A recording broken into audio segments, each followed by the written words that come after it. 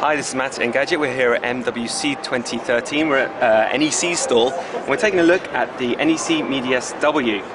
And it has two screens. It's got a lovely folding hinge. Now, normally these kind of two-screen devices are actually pretty hefty in thickness. But if you scroll down to here, you can see it's pretty darn thin. And as the phone can function both as this dual screen and as a single screen, it's substantial, but it's not too bad at all, really, given that you'll have two 4.3-inch screens. Now, if you open it out, it satisfying clicks back into place. The surface area you get here is around a 5.6 tablet effect. Each screen is at QHD resolution, which isn't the best, but doubled means there's less of an issue with that. You only have the single camera here because obviously you can fold it, so it can be both front-facing, as you can see in the tablet mode, and rear-facing. That's an 8-megapixel sensor with flash. This is actually an ambient sensor to tell what you're doing with the phone. And then at the bottom you have the typical Android 4 on-screen keys. Now there's a fair few things you can tweak around here thanks to those two screens.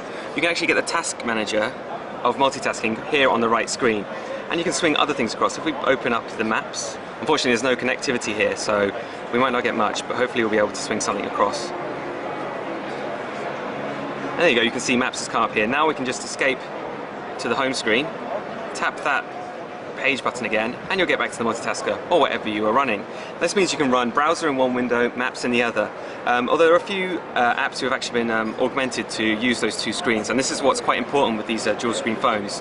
There's a lot of trouble getting developers to adopt them, so it's nice to see some baked in features.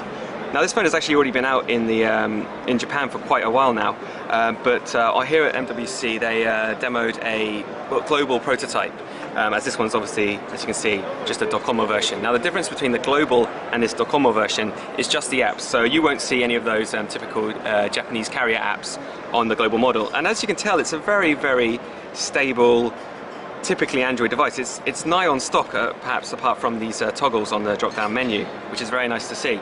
Now, we have no date yet for this global version, but power-wise we've got an S4 Snapdragon processor powering in there and 16 gigs of storage. Again, let's just quickly tour the hardware. As you mentioned, the camera on top, let's fold it up. You've got the micro USB connection and charger on the top there. Fold it around to the right side, you have the headphone socket, a plastic volume rocker and the power button. No camera button here. Tour it around just to the base there, you've just got the loudspeaker and the main mic, and the other edge is just dominated with that very satisfying clickable hinge. So this has been a very quick tour of NEC's Medias W smartphone. This has been Matt at Engadget.